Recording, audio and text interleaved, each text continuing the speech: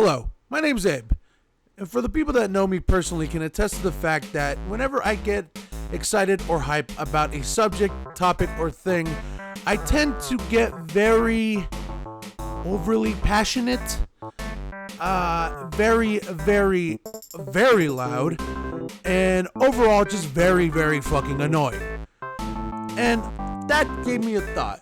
What if I made a show where I bring in those exact same people and give them a chance to get hype, excited, and just bouncing off the walls excited about the things they're passionate about. And thus, I created a show, and this is the show. Welcome to Go Ham. Hello, everyone. You listen to the intro. You get the gist of the show. And now we do it. Welcome to the first episode of Go Ham. I might as well go through it again. This is the show where I bring on my friends or people that know me personally, and I let them just go off about the things that they're passionate about or excited about in life. And for the inaugural episode, I have with me my first guest, Danielle Clark. Hello. Hello. Hi. How are you? I'm here. You are here. I'm alive. I'm awake. We're hot. We're live. We're ready to go. Yes. Now, I'm not, like, I said this to you a bit before we started recording, and also when I asked you. So, to be honest, when I asked you to do this, I didn't think you were gonna say yes, because out of everyone I know, you seem to be the most. I don't want to say like sheltered, but more shy about. I play my cards close to my chest. Mm-hmm. Yeah. No, and like of course, when you and I are talking privately, like I think it's safe to say that you and I are pretty much open about everything. Oh yeah, you know too much. I tell you too much. I'm sorry. Is that a good thing or a bad thing? You tell me. You're the one who has to hear it. But like you're the one that's like vomiting all your information and your feelings onto the person. So that's what I'm asking you. Or is it just like second nature for you? It's kind of second nature. I'm just like, you're the person who gets to hear my word vomit today. Congratulations. So the key word is for today. So does that mean you have multiple people you word vomit on? Oh yeah. Sometimes it's text vomit though. So it's like blah, blah, blah. What would you in your personal case? What do you find more comfortable, or for you, word vomit, like talking audio like we are now, or like text or message vomit? I think audio is better because sometimes through text I try to multitask while I'm doing trying to get a point across, and I can't do it very well. So I think in person or audio is better because I can't get derailed as easily. I still get derailed, but not as easily. Yeah, for me it depends for like what point I'm trying to get across, but like 9 times out of 10 I probably will also choose like an actual conversation as the text, because when you're texting I find it that like it's hard to get everything you're trying to get to past the point exactly how you want it. And with audio, you don't have to go back and like if you fuck up, you don't have to go back. Oh shit, that's not what I meant. Then like delete or edit anything. You can just correct it right there. So it's a whole lot easier. Or if you got someone who like multi-texts and you respond to the first one, you get the second and third one, you're like, fuck. Now I gotta change my response. I'm kind of guilty. I was guilty of that in high school. I still do it. I am guilty as charged. Pot calling the kettle black in this case, but that was never my intention. That's a lie. I completely made this podcast just so I can call out Danielle. Ha ha, you lose. Yeah, no, you found out my master plan. That's it. So anyway, Danielle, thank you so much for doing this, for being my first inaugural guest on my podcast. Thank you. That means I'm the most important, right? Okay, listen. let's not get ahead of ourselves here. I asked you and you said yes. That's all it comes down to. I had the most free schedule. Yeah, no, and also I didn't I didn't want to just like ask Mike because I already do a podcast with Mike, and Yeah, you guys of course already do eventually stuff. I am gonna have an episode with Mike on here, but like I wanted to be something fresh, and I Yeah. wanted to so that's why Mike Fair enough. Mike who's editing this, no insult to you, your episode is coming.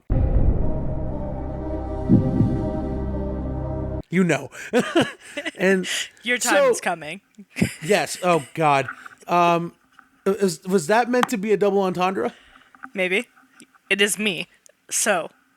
And with that, the tone is set for this episode's first topic.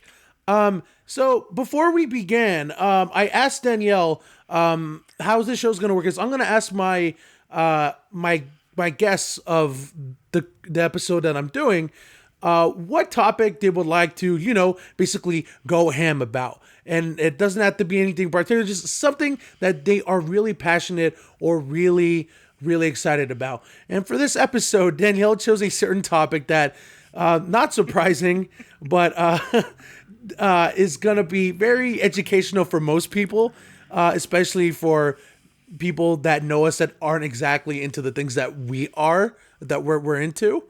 So Danielle, what is the topic you're going to go ham about today? Today we're talking about fan fiction. That's right, ladies and gentlemen. For the first episode, we getting down and dirty from the get-go. Fucking grab your socks and your Crocs and your protection. We going in. Your lotion, etc. The lotion, everything. We're jumping into the disgusting, strange hole that is fan fiction.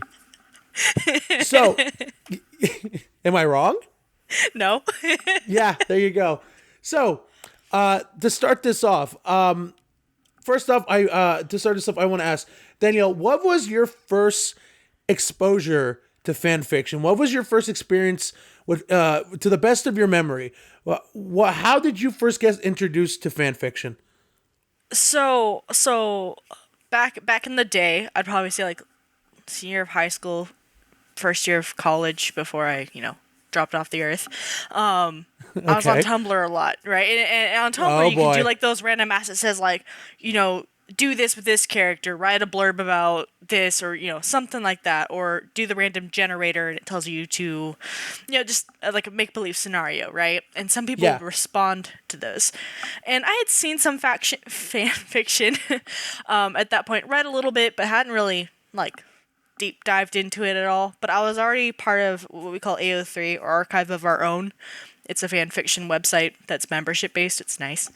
But so I was on Tumblr, and I think it was our friend Carly who actually sent me this one, and I did the number generator. And it was basically like, your OC is in love with this character, but is like, kills this character as part of this faction. So it was about K Project.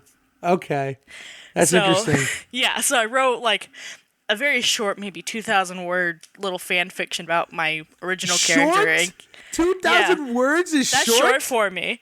Yeah, for me, that's short. Insane. So that was like, maybe circa 2014, 2015. I don't remember. And so I wrote that on Tumblr, and people were like, oh, that's really good. And so I did eventually put it up on Archive of Our Own. Yeah, it was 2015, actually. So that was like my first foray into it. And ever since then, I just got worse. not even better, just worse. No, because that was like, it was actually like a male-female pairing, which is not something I do anymore. Really? It was very heteronormative because I didn't know anything about life. Danielle Clark doing something heteronormative? No, you're lying. I don't believe you. It's not well written, in my opinion. Well, to be fair, the first draft of anything is never that good. No. It doesn't matter what medium it is, whether it's fan fiction or you're doing an essay or you're writing a script or something. It's never going to be, unless you had practice, like unless you're really confident and you have an outline of what it's going to be, it's never, the first draft is hardly ever going to be your final. It's always going to be shit, no matter what the medium is. Oh yeah. But yeah, so that was like 2015, and then from there I was pretty much just like a strictly consumer of fan fiction for a really long time until recently. Was there a certain reason why? I've always, I guess, because I was afraid like people would find out. Because it's one thing to like read them under a pseudonym, you know, no one's ever gonna know, right? They're like, okay, there's just this person running around with the name Hoboing who obviously reads this stuff, but we don't know who that person is. But the minute you start like creating something, even if it's under like just a pseudonym, like you want to share it, you want to tell people. Like I ended up accidentally telling my sister, and my sister was like, oh, now I know. And then I actually told one of our friends. I was like, well, now everyone knows. So it just kind of snowballed out of control for you? Yeah. And then now I'm just like, okay, I'm warning, unless you like, you know, dicks and gay guys, don't read it.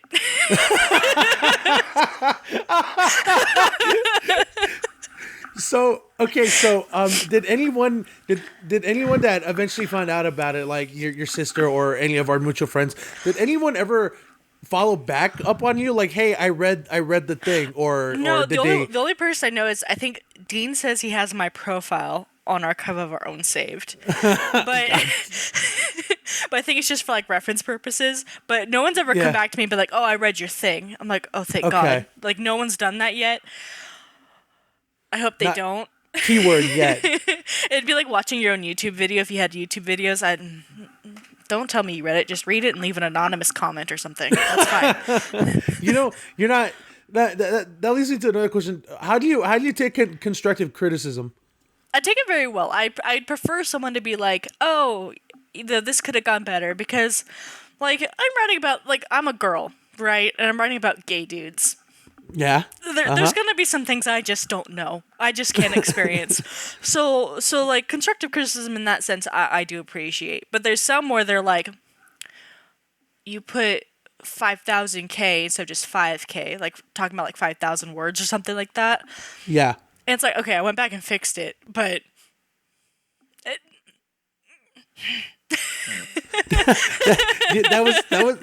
that's the most like defeated I've ever heard you sound. Yeah, or not defeated, just like to the point of like, yeah, just disgruntled. So you mentioned a couple seconds ago that you it's better to have a pseudonym than your actual name. Did you decide that yourself, that you were going to write under a pseudonym, or did that eventually become a thing of like, oh no, did you originally have the confidence of like, you know what, I don't care who reads it, and then as time went on, you kind of got more and more self-conscious about that?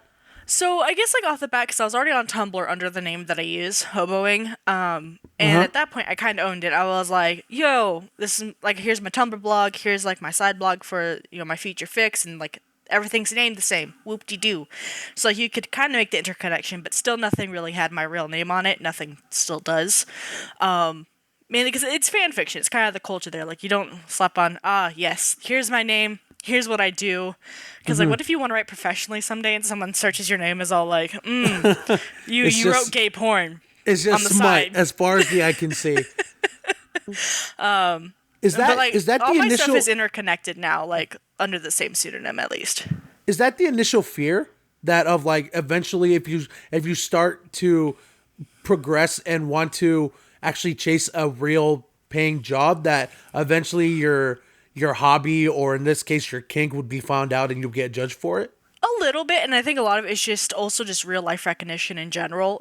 Because like in fan fiction, there's a lot of just shaming from people who believe that like, you're into this so much you must be a child, or something must be wrong with you.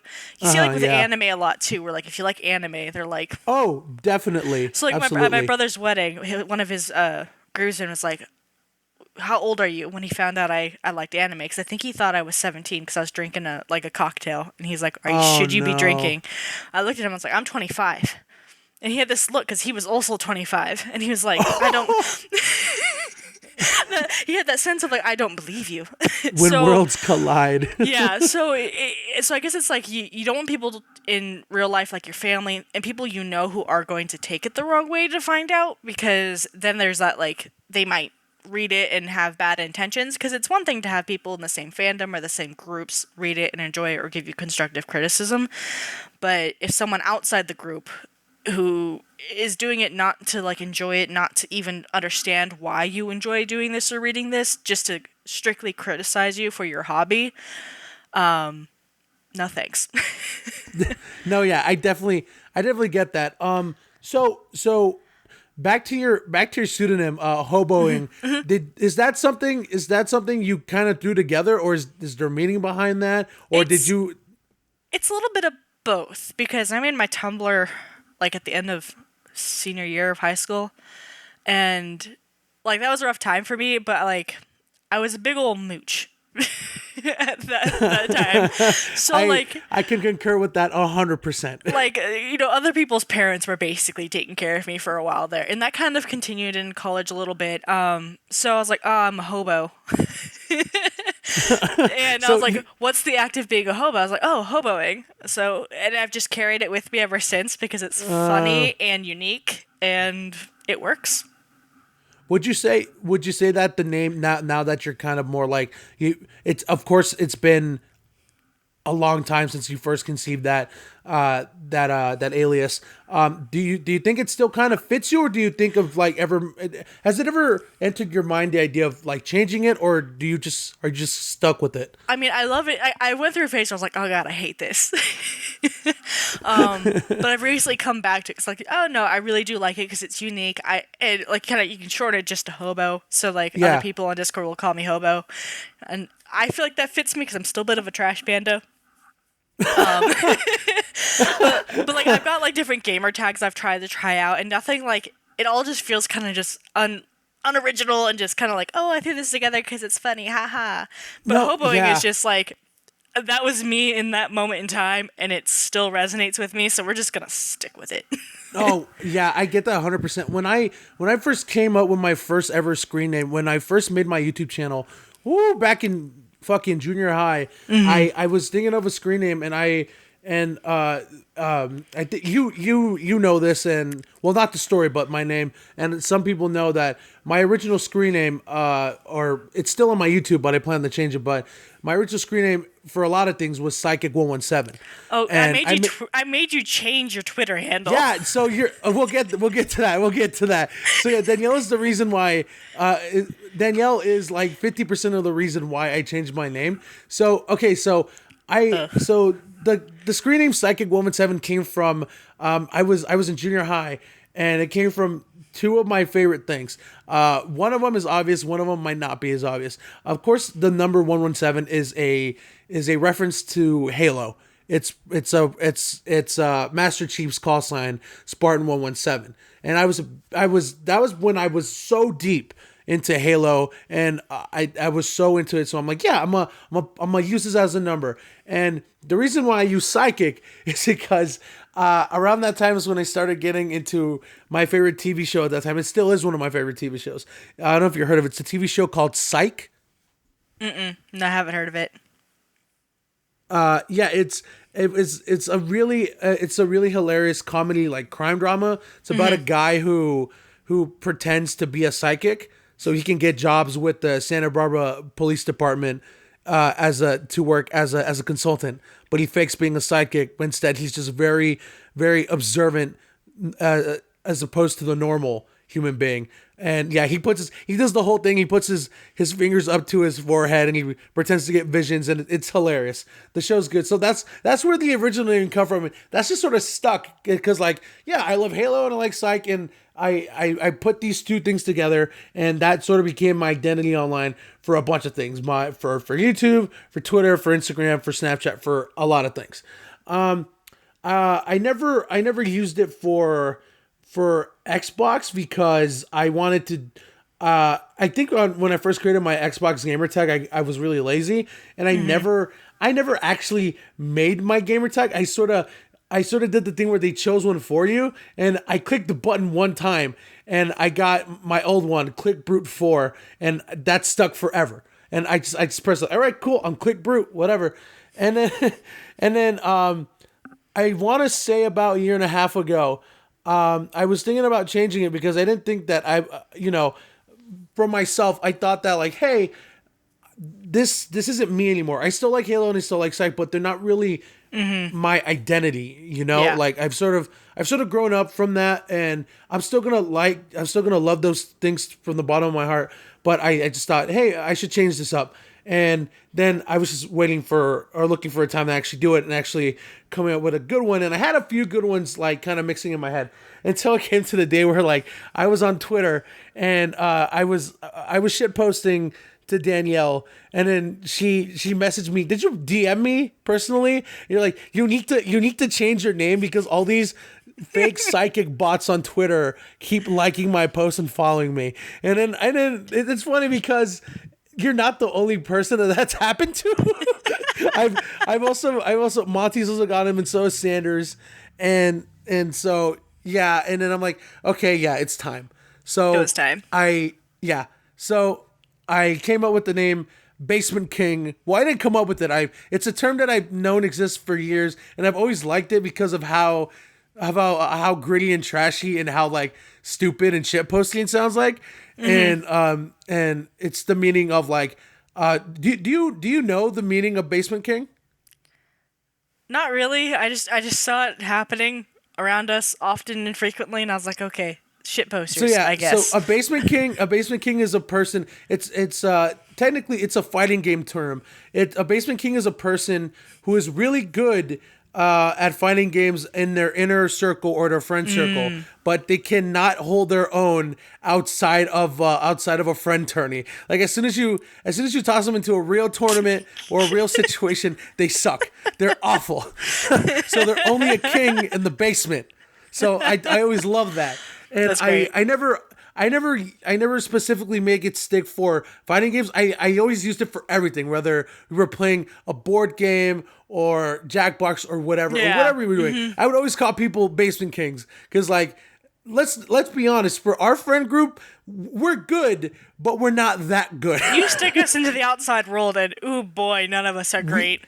Fish out of water story for all of us.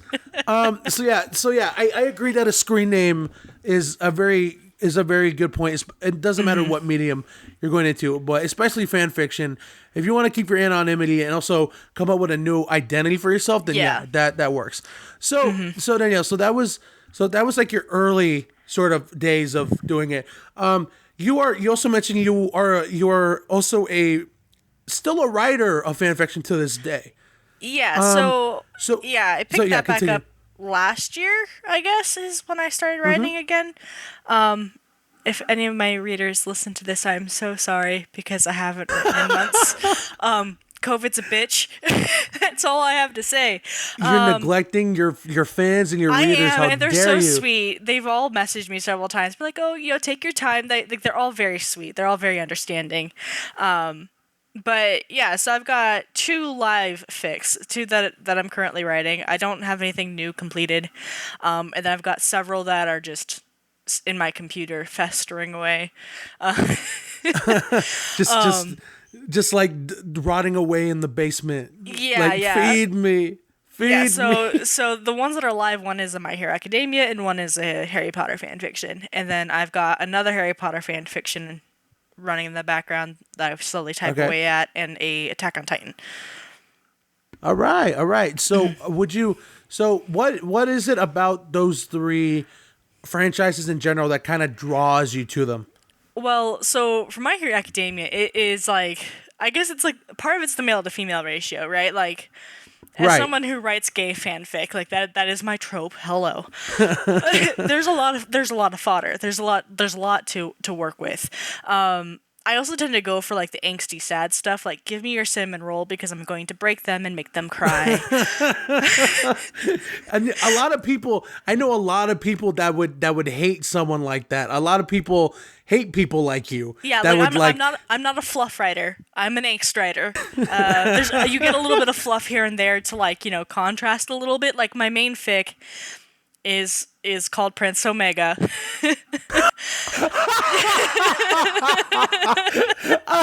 It's about as bad as you think it is, because it is Omegaverse, and if you don't know what that is, put on your incognito mode and look it up. You don't want to explain what Omega is? Omegaverse is? I mean, it's hard to do, but basically, it's a world where, you know, you got your genders, male, female, but you also got your subgenders, alpha, beta, omega. Sometimes people throw in gamma as well, but we'll just stick with the general three: alpha, beta, omega. And basically, anyone who's an alpha, male or female, can impregnate. So everyone's got a penis who's an alpha. And okay. male alphas have really, really, really big penises with knots, and they go into rut. Alphas go into rut. Betas are your stereotypical normal human beings. Nothing different about them for the most part. Then your omegas are the reverse. So male or female, they can have babies. So Okay. they go into heat as well, which is just basically sloppy stickiness for a week. Uncontrollable sex. So Some where the men have vaginas and some of them they don't. All the equipment's Okay. all through the back door. all right. So yeah, that's the essentialness. And then I write gay shit, so it's all like male omegas and male alphas. Yeah. And some female alphas as well, because Okay. yeah. Yeah. So when you first started writing this Omegaverse, did you sort of like were you hesitant about making this, like publishing this for other people can read, or were you like, nah, this is what I like, this is what I'm gonna do, and if people read it, then yeah, and if people don't like it, then whatever. It was one of those things where like I had the idea and it ran away with me, and I was just like, share. That simple? That's it? Yeah, because I was reading other like at this point, because this was I say relatively recent development, but I had started reading Omegaverse early last year, so it was more of a like, oh, this exists, and I was like, this is cool, and I wrote about it, and I was like, oh, share, because I saw other people also writing about it. Yeah. So I was like, other people do it, I can do it. Here you go, have a broken Shoto Todoroki. Oh no. Why would you make him more broken? He's already Oh, as I made broken him so broken. He's mute. No, you need to stop. He's not even in cinnamon roll. He's basically an angsty bad boy that is starting to make is on a redemption arc. You can't. Why? That's just being rude at that point. The best part is that ever gets, I don't know if people get mad at me for it, but the main pairing is Ida and Todoroki. Okay, so I need you. Okay, so just for context, for people that don't know us, Danielle is a not to be inappropriate, but she is a slut for Ida, a downward, just like put it in me, daddy slut for Ida. Am I correct in saying that? Like Ida and then the Sad Squad. The Sad Squad. Tell me, who is the Sad Squad? Aizawa, Shinso, and Tamajiki, Sun Eater. That is not the Sad Squad. That is the. It's the tired. Okay, sad and tired squad. Okay, but no, that is just the tired and we don't give a fuck squad. Yeah, but that's the tired and we don't give a fuck squad. Yeah, that's not a sad boy squad. It's sad squad if you like fan fiction, man. Sad squad. Okay, fine. So what did you? Okay, so let's go back to you say that day when you post your first couple of chapters of your Omegaverse, you know, you're doing it, you're writing it, you're sort of on a maybe consistent schedule at the beginning of it. I was doing 4 updates a week, 5,000 words each Wow. each update. Okay. For a while there, and then I died. Okay. And Corona happened. Yeah. So okay, so let's go back to that time. Did you ever have like haters of it? Like absolutely just like No. Really? I think part of that is also because of the site that I use. It's Archive of Our Own. It is, anonymous people can get on there, but it's mostly membership based, and it's not like I've never really been on Fanfiction.net, but from what I understand, it is very, very like the community is just much more or less toxic, I guess, than some other places. A lot more of just positive encouragement and like constructive criticism more than anything than just people shitting on stuff. back in the day, I guess I sort of skipped over this because I need to talk about my sort of beginnings with fan fiction. So my first exposure to fan fiction, like obviously back in junior high, I knew what fan fiction was. I just never engaged with it. It was just sort of like its own thing, and it was over there and I was over here. I never pursued it, and I never wanted to dive deeper. But as soon as we graduated high school, or at least I graduated high school, a mutual friend of ours, Monty, he started becoming more interested in writing, just in general, and so he got really into fan fiction writing, like I think a year and a half after we graduated, and he was just like, he was writing chapters and chapters, like he was writing fairy tale. I think he had a Pokemon one, and I forget other ones that he was very, very avid in, and he kept trying to get me into it, like, hey, you should try this out, it gets my creative juices flowing, and it's really, and and just for context, it was just normal fan fiction. It wasn't smut, it wasn't anything everything dirty. I read is sex, I promise. I don't believe that for a second. One of my favorites is actually a really, really sweet one. So. Okay. All right. Hold on. We'll get to that in a second. So yeah, he kept telling me, "Oh, you should do it," and I always bounced the idea around in my head for that time period, and I'm like, should I not? Should I? And then one day I was like, you know what? I'm gonna sit down and I'm gonna write a draft and see what goes, because I had an idea for because me and Monty were gonna do a connected fan fiction. Like he was gonna do one half of it, like one half of the story, and I was gonna do the other half, and they would be sort of connected. And it was gonna be a Pokemon one set in the Ruby and Sapphire timeline. He was gonna do one on the Team Aqua boss, and I was gonna do mine on the Team Magma boss, because those are our two favorite teams from those two games. And I still have my Google Doc of it on Drive that I found the other day, which I found very, very appropriate. No, but here's the thing. So you're probably expecting, like, oh wow, Abe, this fucking, how many pages of it? So I looked at it. I only had a title and one sentence, and then I gave up.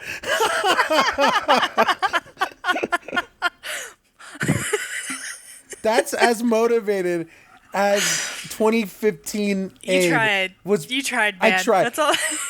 I think I was bouncing around with ideas, and I just had too many, and I was just overwhelmed, and I just gave up, and I never tried again. Okay, the fact that you only have a sentence, and on my unfinished fic, I have over 150,000 words. No, yeah, so yeah, that I was probably never cut out for it. So yeah, then I'm probably glad that never took off or never went anywhere. But eventually Monty stopped doing fan fiction. Yeah. And but that was sort of my first close interaction with it, but it never went far from that. Of course, I read some of the more funny, horrible ones just for the lulz and the shits and the giggles, and I never. I can't. If it's bad, I don't read it. Oh, I love reading awful ones because like it's so funny. I can't do it because like for me, if the writing itself is bad, I can't force myself to read it because I'm a snob. Oh, okay. So like if it's in first person, unless if it's real good first person, the first time you say I in the context of, oh, I can see this happening as the character, I'm out. No, thank you. Really? I do like the third person omniscient stuff where like it's still focused on the one person, but we're not using like I or me and that kind of stuff, because you have to really know the characters well to pull that off, and it's fan fiction, so you probably don't. so any of the POV stuff, you're just automatically out? Usually. I mean, there's a few that I've been able to read. I'm like, kudos to you because I read it. I mean, that's fair. Yeah. So that's kind of a really, that's, now that I think about it, it's really kind of a harsh idea to have. Like, you need to know the characters well, and since you're doing fan fiction, you obviously don't know. Would you say that's kind of Would you say that's kind of harsh? It is harsh because it's just like if you're doing like a first person point of view, you are talking in that person's voice, like you are in their brain. So you either need to know the character very well, or kind of like you just need to have the voice well established. And I think that's hard as a writer because I struggle with it because like in my case with Prince Omega, I've effectively made Shoto Todoroki mute. So even though I'm technically talking from a third person point of view, a lot of when I'm working with that character, it's inside his own head. So okay. So like I'm familiar with it and I can do it, but it is hard to do because you have to have a well established idea of what your character is, their motivations, their thought processes, because you're talking from inside their brain. Gotcha. Okay. So, but then it comes to that idea where like at the end of the day, it's just fan fiction, and like it's not. Like, I'm not going to stop you from doing it. So would you? So then let me ask you this: Would you say in your own opinion, and be as honest as you can, would you personally be able to write from a first person perspective? Probably not. Not with something that was fan fiction. And probably not even something that was like an original creation either. But I think that's more because I just don't really like first person that much. So I do know it's more of a personal preference for me. I just don't enjoy reading or writing in that style. Yeah, I figured. Some of it's really good. I will say that some of it is really good and I can read it, but my personal preference is just to run away from those. Just soon as you see the word "I," it's like nope, throw the book and then just run away. Yeah, basically. Okay. All right. So yes, that was sort of my introspective on it. So, so you already talked about, I'm sorry, Prince Omega or Prince Omega Omega. Prince? Prince Omega. Prince Omega. All right, cool. Now, and you mentioned another one you were working on. What was the name of the other one you were working on? Yeah, so that's my Harry Potter one. It's called Houseless. Oh yes, so you have. I believe you've talked to me about this one in great detail. But do you want to give a brief summary for the people at home? Yeah, so this one's also gay, but not as gay. Not as gay, she said. So it's based off of the war is over, whatever, blah blah blah. All that stuff is already happened, but it's still an AAU in the sense that they're all going back for their 8th year at Hogwarts, and it's not just like the year after. It's been like a year and a half, so like a year and a half to like reestablish the world and whatnot, rebuild Hogwarts, not just a summer. And Harry was dating Ginny Weasley. The world knows something happened between Ginny and Harry because they broke up rather badly. The dialogue that happened with the breakup, because he's essentially a celebrity, people are blaming Harry for something, but they don't know what was so bad that Harry did. They just know that like everyone hates Harry now, so that's what we're doing. Because it's kind of following the trend in Harry Potter where like the public and the media is very wishy-washy, like from savior to undesirable number one. When you first described this to me, I got heavy Order of the Phoenix vibes from it. And then we got Mr. Draco Malfoy is there, and the last time anyone saw Harry was when he testified at the Malfoy trials to get them all scot-free, and then he just disappeared. And shit. And Snape is alive, Remus is alive, but everyone else is still dead. So Snape is like, that fucker's in Grimmauld Place. Snape knows this. Everyone knows. I'm just imagining. I'm just imagining Snape saying that fucker is in Grimmauld Place. But he's basically shut everything down. He like lives in Grimmauld Place. The flu shut down. No owls can come in. He never goes outside. He sends Creature out to go get his shit and come back. And that's the only reason he got his letter, was because Snape was in Nocturne Alley and saw Creature, was like, give that fucker his letter.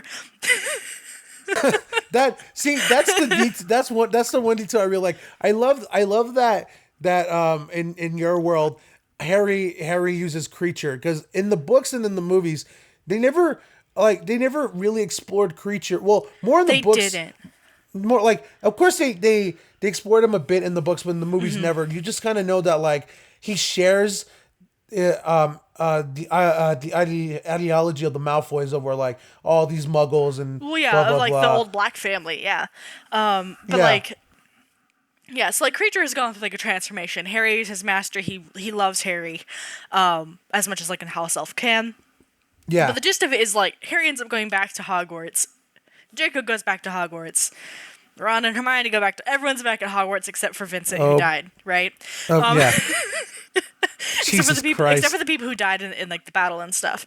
Yeah, of course. So Draco's head boy, Hermione's head girl, and like and Hermione, Ron are bitches. Okay, I'm gonna throw this out here that Hermione and Ron and everyone who was like Harry's friend is now like an asshole. God, that's so against the grain though, because like It is, but they there's a they reason for it because and I know the reason, I remember yeah. all the details, but like when I have a feeling that people that are hearing this and are such big Harry Potter stans, and they're and I can understand getting into the mindset of like for 7 books. They fucking beat it into your fucking skull that Ron, Harry, and Hermione are as thick and thin as you can ever be. Like they are umbilical cord tied together forever. And just having you be like looking Let's at that tear that relationship apart. and going, nah, fuck this. And then it's just Let's rip that apart and make everyone yeah. hate Harry, but like everyone hates Harry for like a legitimate reason. But it's also an illegitimate reason, which I haven't gotten into the fit quite yet. But Yeah, whether or not you want to spoil stuff, I'll leave it up to you. But so it's all so fair game for you. kind of in essence, Harry is the master of death, and because of this, he puts off a very strong aura of like black magic. So people just feel off around him in the first place. They just don't really understand why, because he also Yeah. like the temperature literally goes down in his presence because he's the master of death. That's fucking dope. And he's That's such a tried- cool detail. Yeah, and also he's like really depressed. Like he wants to die. He has tried Really? he has tried to kill himself. Jesus, that's so dark. But his body and his magic refuses to let him because he's the master of death and he's already died and come back once. So he technically cannot die. Fuck. But he has too much power. So he's basically a walking nuclear bomb, basically. And so he's So he's the nuke. Yeah, He's and the he's nuke. learned to like numb his emotions because when he gets it's magic. So when he gets emotional, the magic comes out and it can be a problem. Where Creature's very instrumental in this because there's like magic that house elves can do that people cannot, like ward a room inside a castle so he doesn't accidentally blow everything up in his sleep when he has a nightmare. Oh That my kind god. of stuff. Jesus Christ. And with Ginny, I guess the main spoiler there is that she got pregnant. Ah. And I'm making it so where like they had sex exactly once. Once. Okay. And Harry can see after he comes back from the battle and everything, he can see life auras. So he can see the magical auras of people and people who are living and whatnot. And Ginny was already pregnant. Oh shit. So, and then, like, of course, 2 weeks later, she goes, "Oh, Harry, like, I'm pregnant, and you're the dad, and da da da da da." And she's like breaking down, and he's like, "No, I'm not." And then she starts freaking out. She's like, "What am I gonna do? Like, I want to be a Quidditch player, but I can't like raise a kid on my own." And da da da da da. And he's like, "Well, either you can have this kid, and that's it. You live your life, whatever. But you even try to say that child is mine, and I will force a paternity test and ruin your life. And I don't want to do that Fucking Christ. because I care about your family. But I'm also not gonna let you drag me through the mud like that." Yeah. Or he's the master of death. I can take care of the baby now, and you can just do it. And at that point, he's like, "If I do that, I'll let you control what the scenario, like the What words, the narrative is, what yeah. the narrative is." And so she opts for option 2, right? And Molly already knew, and then they all like the entire Weasley family like figures out, oh shit, like Harry just like walked out on Ginny because she's pregnant. The only person who knows differently is Charlie because he was standing outside the door eavesdropping like the little dragon shit he is. Oh, Charlie. No, Charlie. And so the family thinks so the entire family thinks that like he dumped Ginny after getting her pregnant and then she miscarried because of the emotional distress. Yeah. So that's the narrative, and that doesn't get found out until after. Like, no one else knows that that's the specific reason why everything is going down the way it is until after he comes back to Hogwarts. But, like, that's the reason why all the Weasleys and like Hermione, everyone close to them, because they all know the narrative of what Ginny has told them. Yeah. And so like that's why Luna and even like Neville are like, dude, what the fuck? Oh, come on. I could see probably Neville, but Luna? No. Well, because she's Luna, so she knows the narrative. She's best friends with Ginny, so she knows the narrative. But she also like looks at Harry, and again, Harry is master of death. He's oozing black magic. Like if you looked at him through even like a seer's eyes, you would not see anything good. So the narrative on top of what she can see from him, she makes her decision. Because like Harry's not talking to anybody, he's not opening up to anybody about his side. So that's why it leaves it open for everyone to just pile onto the hate train, because he went radio silent. So. Okay. Yeah. Anyways. But yeah, so that's like the gist of like the background workings, but there's a lot more that goes into it. Yeah, I think you told me more of where the blueprint is going. Yeah. And it really lots of interesting stuff that like definitely is really cool in concept, but like I think you told me back then, like you were worried or not if it was going to actually come out within the writing, and whether or not it was going to, resonate with people, or whether or not they would accept it and just be like, oh, this garbo fanfic bullshit. The way I've written this one or started right is we know everyone hates Harry, but no one knows why yet. Yeah. So it's one of those you gotta stick it in for the long run in order to see all the picture come together. All right. So so now that you talked about your current writings right now, I also wanna talk about some of your own personal preferences, and also have a little fun. So I want to ask you, and I want you to be as honest as you can be. You read, if you had to give me a number of how many fanfics you read, doesn't need to be exact. You could always round, or if you don't know, that's fine. If you had to give me a number of how many fanfics you read from when you first started to today, what would that number be? Oh shit. Yeah, welcome to my podcast. Where I throw the in the hundreds. Because I've got like 80 alone on my phone that I've read. Jesus, yeah. So and that's from recent months. I remember going on Twitter and seeing the number of tabs you posted on Twitter. I'm like, Jesus Christ. I have 22 pages on the site that I use for my history from everything up to the end of 2019. So, wow. So, I mean, it's in the hundreds, if not thousands. So, I don't know the exact number. I've read a lot. No, like I said, you didn't have to give me a specific number. I just wanted you to guesstimate. Now, so I know you. If for people that don't personally know Danielle, she has a notoriously bad short memory. Oh, it's really bad. It's bad. Yeah. Now I know your memory isn't that good. I know, but I always figured that it doesn't matter what it is.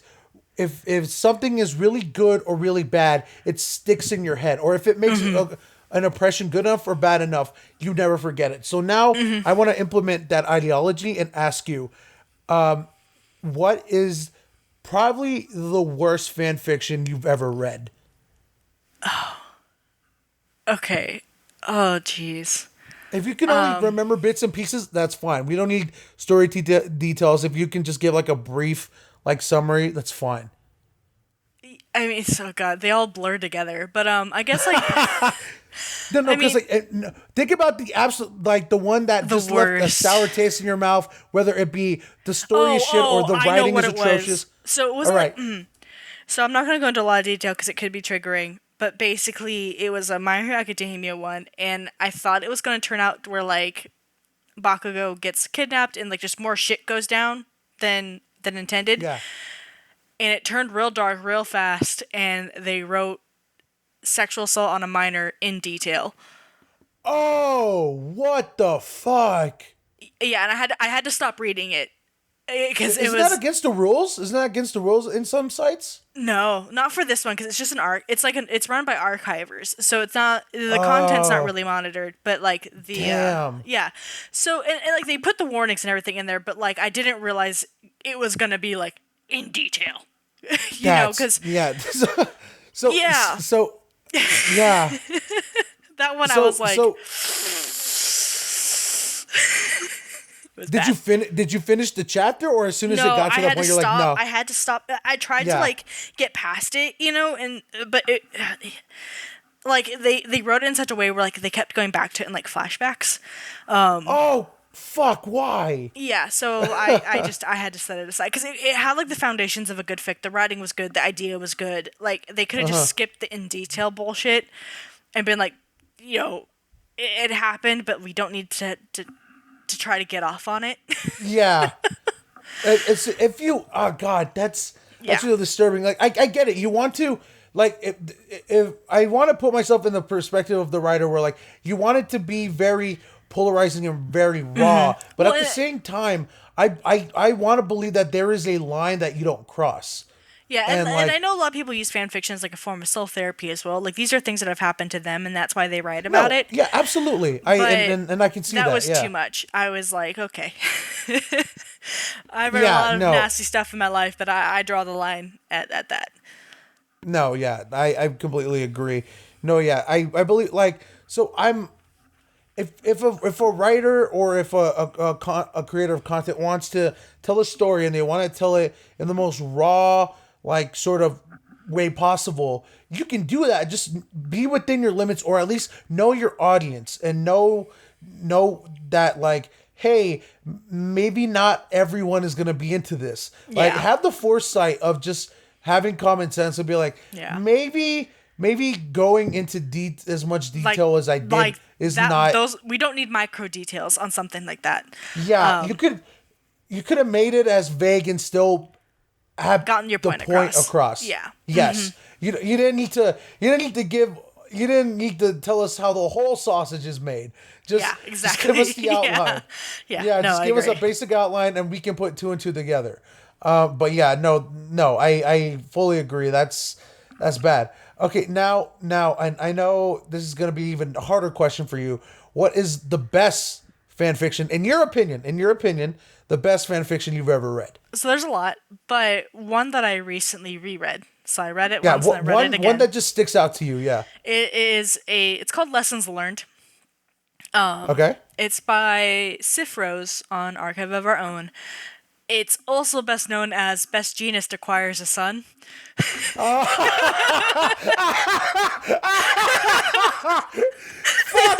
Yes! So Fuck! it starts after So the Bakugo yes! gets kidnapped, right? And what I love about this is there's a lot of representation in this. So Best Genist, Yeah. also known as Sunagu, he is aromantic and asexual. So that off the bat, I'm like, yeah. And then Be in there, yeah. yeah, and then Bakugo is gay and hard of hearing, and and I call him Sunagu, but Sunagu takes Bakugo home, and the first thing that his mother does is hit him, and his dad gaslights him for getting kidnapped.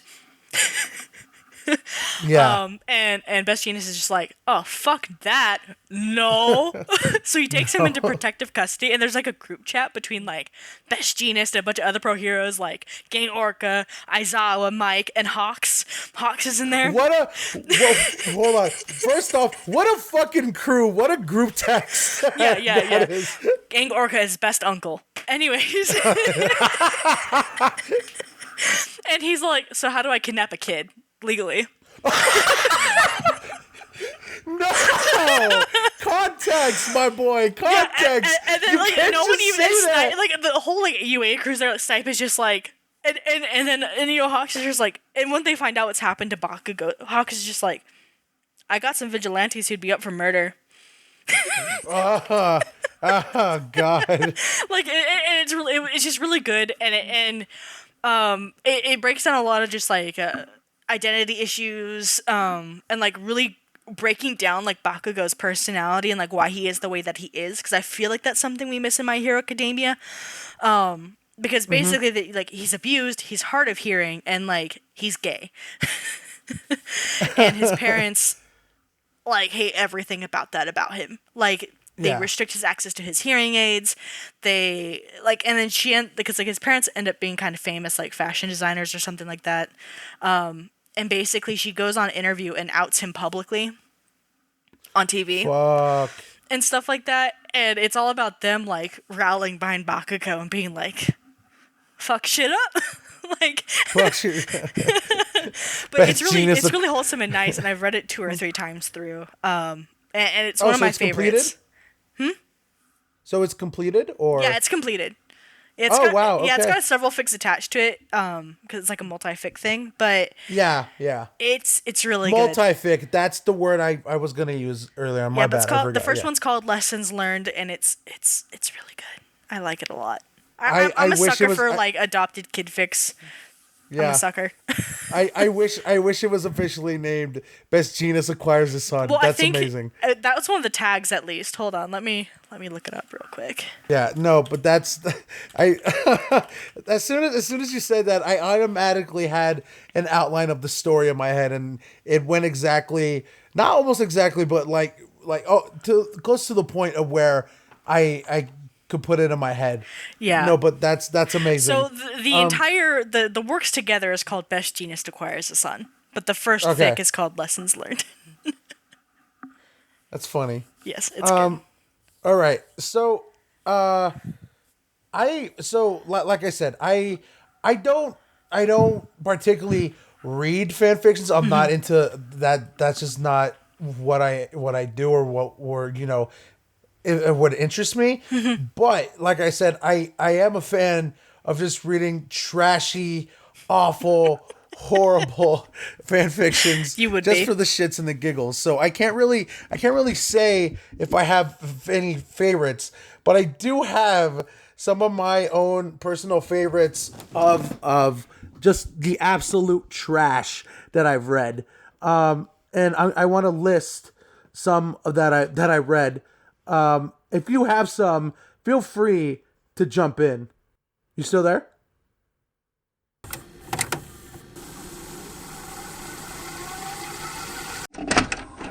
And we're back. All right. Sorry for the people listening. We had a little bit of a technical malfunction, but hopefully we can fix that in the editing process. Sorry in advance, Michael, who's doing the edit. But yeah, as I was saying, so I don't really read a bunch of fan fiction for the fun of it like you do, or because it's my hobby. But I do love, and I absolutely love, just reading the absolute shit of like just the horribleness, just for the shits and giggles.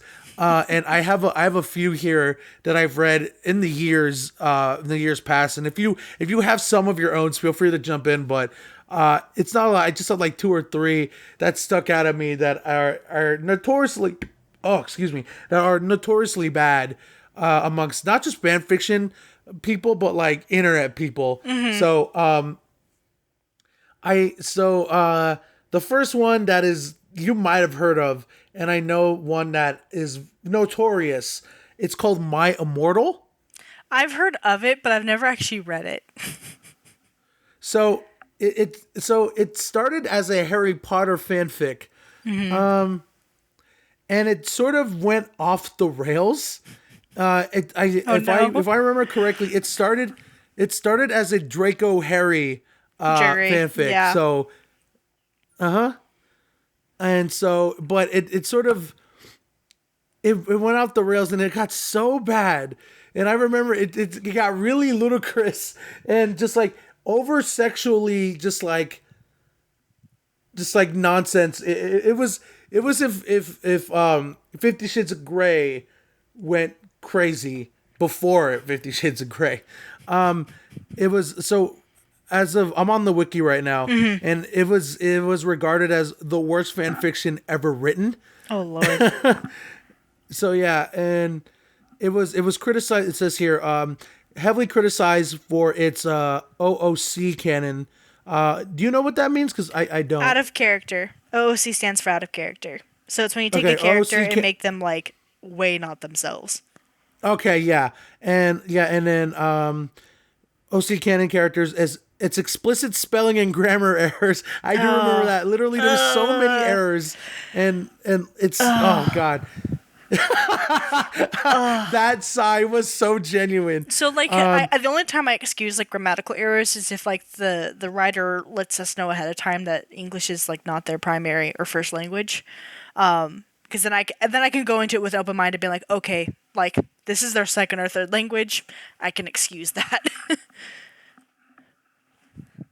Yeah, but like, there's not really giving me a date of like when it was made. I know it was early 2000s, very early 2000s. So, but yeah, and it also had a Mary Sue protagonist, and had some very crudely written sexual content that I do remember, because I remember laughing on how bad like the sexual content is like described, and it's so overly ridiculous. Of like, Did they describe vaginas as flowers? Because if they did, I'm out.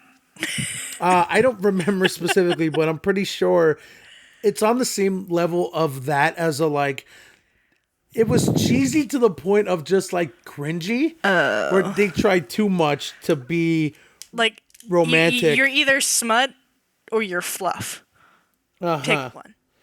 So the reason why it's notorious, it was so bad that it got removed from fanfiction.net.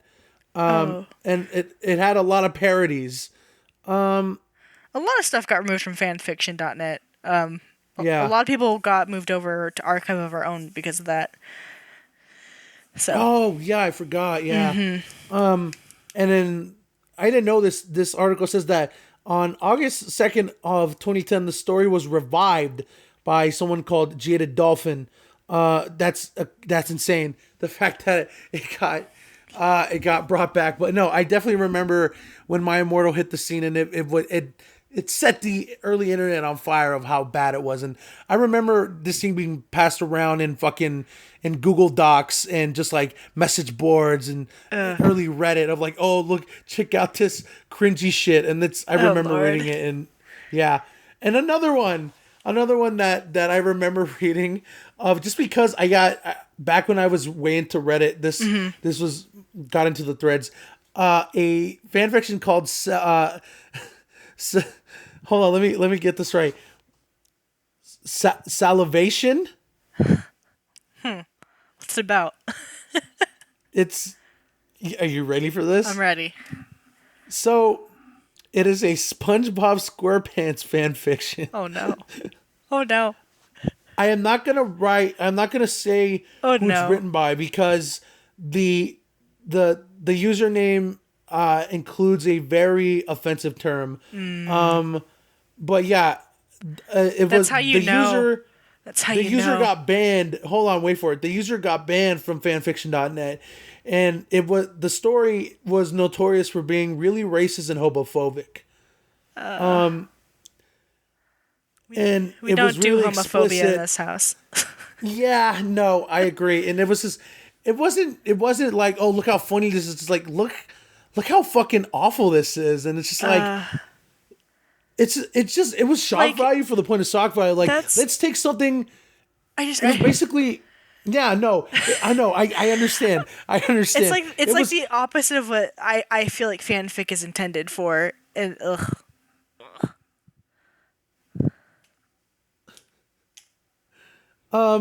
But get this, it had a very, very all around big criticism of it. The story itself only lasted 3 sentences. What? Yeah. What? Yeah. Or were they like normal length sentences, or were they run-on sentences? I don't remember, but I do remember like the story was only 3 sentences long, and it was just like it was obviously written by a very hateful child. Yeah.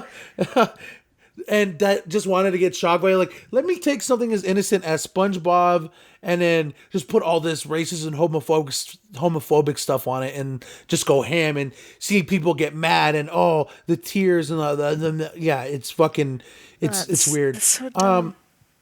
Yeah. Oh wow. So this one I didn't read, but I'm going down the list of because it's an article with list of bad fan fictions. This one might make you angry. This one is from a fan fiction from 2014. It's a Harry Potter fan fiction, and it's called Hogwarts School of Prayer and Miracles. Nope, absolutely not. So let me read the description here. Hogwarts School of Prayer and Miracles. It is overall a Christian version of the book series. Nope. Nobody, nope. Absolutely not. It has received mostly overwhelming negative reviews, criticizing its OOC characters, degradation of the canon, and preachy propaganda. Some reviewers believe this story to be worse than My Immortal, arguably making this the worst fan fiction ever written. So yeah, fuck that. No. especially now what we know about JK, like, no. No. You're gonna write Harry Potter fanfic. Right. Guess what? You're gonna put a lot of healthy relationships that are gay and have like trans people in them, and you're gonna make it beautiful because fuck JK. Let's make it gay. I just realized that shit, because of current events, that shit aged even worse. Yeah. Jesus Christ. Yeah. Oh my God. No, that's a yikes for me. That's a yikes that's a from mega the peanut yikes. gallery. It's no, but yeah, those are just some that I wanted to bring up.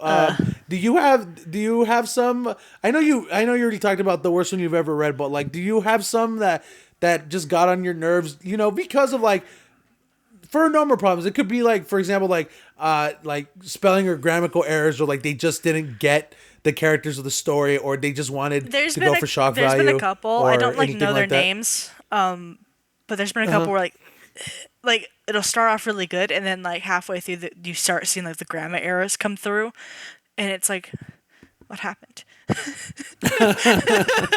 Like it started off with a good basis, and then like they just kind of gave up in the middle. Yeah, and it's like, no, like I would rather you stop, like how I've done. If you're getting worn down, just stop, go on a little hiatus, and come back. No, don't continue through and ruin it. But yeah, I mean, I tend to like forget the things I don't like because I don't want to keep remembering them. Oh wow. Yeah. Okay.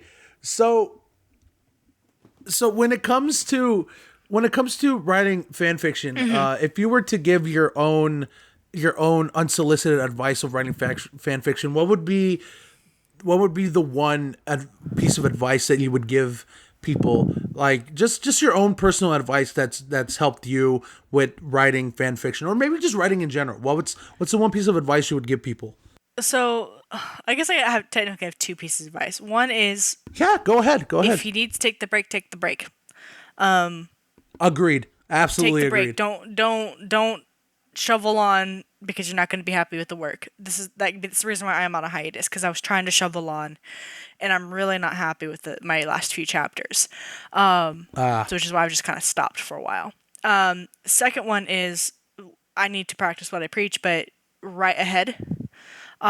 Especially if you're doing like a long fix with like multi chapters, get yourself a chapter or two ahead so you have time to go back and thoroughly edit your other chapters, especially if you have no beta reader. I don't have a beta reader, so especially if you don't have one, give yourself some time to like have some buffering, and so you're not always trying to write and then edit and then post immediately. Gives yourself some time to write, go over and edit at a decent pace, and then post on a decent schedule. Solid. Those are some solid pieces of advice. Not even just for fan fiction, but I can see that being applied just in like anything. Like if you're writing a script or an essay or something, or even a memoir like that. Like that's good advice for everyone. And I really tone to that, because I was really big into writing back when I was back in school. Because believe it or not, one of my favorite subjects, one of my best subjects were reading and writing, and I really liked writing back then. I never tried. Well, that's a lie, because I still like writing and telling stories. As for some people that know me, that's why I love doing Dungeons and Dragons, because like you can, that just brings a lot of stuff that I like. I like improving and I like telling a story. Yeah. And those are the two things that really resonate with me. And I really hate when I'm restricted to like, you have to do this or follow this line. Oh, yeah. And that's why I really like Dungeons and Dragons, because I'm able to improv, but also tell a story with a set middle, beginning, and end that I want to, but also have sort of that agent of chaos in there at whenever corner that you least expect it. Yes. So yeah. No, I resonate that. It's just I like taking what's already there and twisting it and breaking it, and then making it my own. No, I can totally see that as well. But no, I can see why writing in general just calls out to a lot of people, no matter where, no matter what you like to write, whether it be fan fiction or you're a storyteller. Yeah, poetry. Yeah, poetry especially. And I know you're a very big poetry nerd. I am. Hello. Yeah. So that's actually an interesting question. Do you see any parallels between yourself? Do you yourself see any parallels between when you write fan fiction and when you write poetry? Oh yeah, I'm very much like a mood writer. Like I have to be in the mood to be inspired and stuff like that. So, it's hard because like when I'm in a really like depressed mood, I write poetry. But when I'm in a happy in between of like I'm productive but I'm still sad, I can write fan fiction. That's really interesting. Yeah, that's really interesting. It's very up and down. So my writing mood does fluctuate with just how I feel. So. Yeah. Okay. Well, we reached the part in the show where I want to do a certain segment that I want to carry out to every episode, and the fact that I get to spring this up on you is fun for me. Oh yay! So Danielle, what I'm gonna do is I have a timer on my phone right now as we speak. Hold on. Let me get this up. Hold on. Making sure. All right, cool. So I have a stopwatch. I have a timer. I'm going to give you a minute and a half to just go off about anything fan fiction related, whether it be something you really like or something you really hate, and then just go like get everything out. Like it could be rather a story you're writing or a story that you've written or a certain nitpick about fan fiction in general, anything, just something you're passionate that it can be angry passionate or just like something you really like. So I'll give you a moment to think of what that is, and then once you find that out, I'll start a minute, and then you can just go off. All right? Okay. Oh Lord. All right. All right. So I'm gonna give you 10 seconds to think of something, and then at the count of 10, I'm gonna start the clock, and then you're just gonna go without stopping. All right? Okay. All right. You ready? Yep. All right. 1, 2, 3, 4, 5, 6, 7, 8, 9, 10. Go! So, dicks. Oh, no. Go. Don't mind me. Keep going. So, gay ships and everything, people, there's a fine line, right? There's a fine line when you do a gay ship, because just as much as we complain about lesbian porn and girl-on-girl action and how much men take this and fetishize lesbianism, you have to make sure on the other foot that you do not fetishize gay men or gay relationships. It's not just one or the other. We can't pick and choose. We can't stick on our feminist high horse and say, well, they're men, they can do what we want. No. Like, there's still people, even if they're fictional characters, there's still people in a relationship, and you, like, yes, we're writing to get off and get other people off. We get that. It's still technically porn. Doesn't mean we have to completely fetishize it and make it something completely unrealistic as if they're not real people. Because guess what? They are. If lesbian porn bothers you because of how they fetishize the women, don't do the same thing when you write gay porn. It's not that hard. It's not that hard. You just gotta write them like the real people. All right. Stop. All right. Well, I kind of let you go 2 seconds after, but wow, that I did not expect it to go there. Awesome. So I'll let you. Did you finish everything you wanted to think, or I'll let you finish your? I'm good. All right. All right. Cool. I could give you another 5 minutes on the clock if you want to keep going. No, I'm good. But that was good. That's great. I still don't know what to call this segment, but yeah, that I want that to be reoccurring, and I want to thank you for rolling with that. Yeah. So we kind of reached the ending here. Do you have any ending thoughts on fan fiction in general? That you wanna share with people, because I also, along with just having people talk about the stuff they're passionate about, I also want to be sort of mild educational, because I know a lot of people Yeah. that know us don't exactly share our interests, and I sort of want to, like, you know, give people in the know, like, this is why we like the stuff we do. This is why we like the thing. So do you have any final thoughts about fan fiction before I let you go? Yeah, so I encourage people to explore it, check it out. Like I've said a couple times already, I use archiveofourOwn.org because it has a filtering system. So like you can filter, like if you want to see explicit stuff, male pairings, female pairings, whatever you want to see, you can filter it. And don't, and I guess like with fan fiction, it's all about what you like in your experiences. So if you don't like something, don't read it, you know. But be kind to each other, because obviously you're touching on things that other people are passionate about. And I like it just because generally the community, it's like finding out that people are into the same shit you are, on sometimes not a kinky level, but also sometimes on a very kinky level, and that's always self-validating. But just be mindful, but don't be scared to explore. Awesome. No, I fully agree with everything you just said. Great. So, yeah, that's pretty much it. Danielle, once again, thank you so much for doing this. Yeah. I know it might have felt to you a little bit of coming out of your shell a little bit, but I really appreciate you coming out It was fun. and doing this, especially in these very, very difficult times. Yes. Yes. No, but yeah, thank you a lot for coming out and talking about fan fiction, and you best believe I'm gonna have you out for more future episodes if this Yeah. actually takes off. Because I know we only scratched the surface of your quote unquote kinks. Lord, that's a C. That's a full ocean. And I've been in some of those oceans, and I haven't come back the same person Nope. as I was going into those oceans. And now all you get to share my shock and awe. And pain. And pain. So yeah, once again, thank you so much, Danielle. Also, do you have anything you want to plug, your Twitter or any of your art or any of your stories that you want to plug? So you can find me basically anywhere. Hoboing. Sometimes it's just HOBOING. Sometimes it has an underscore. Sometimes it has a dash between the hobo and the ING. But one of those three, you can find me. Awesome. And for those people that want to follow me, I am at Basement King on everything, Instagram and Twitter. You can go ahead and follow me. And go ahead, while you're at it, go ahead and listen to my other podcast that I do with the editor of this show, Mikael Soderblom, the Cynic Clinic podcast.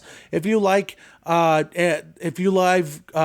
culture or pop culture, we do mostly gaming. Go ahead and tune and give that a look. I'll put all the links in the description box below. And also, of course, I want to give a huge shout out to Mikael himself for taking the time to make the intro song at the beginning of the episode, and of course editing this episode.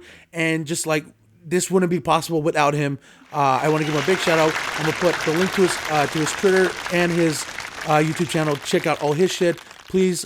Mike, you're the best. You are my muse. I love you. Please answer my calls. And once again, I want to thank everyone who listened to this episode. I hope you like this, and I hope you look forward to more episodes of this, because this is something that I had in my head for so long, and I'm so happy I can finally get this out. I just wanted to create some sort of content, even before the pandemic hit. I wanted to do something to get my creative juices flowing, and I had this idea kicking around for a while, and I'm so happy I finally get to let it out. So yeah, once again, one last thank you to Danielle for doing this, and I'll see you guys next time, and thank you for putting up with our nerdy bullshit. Bye, guys.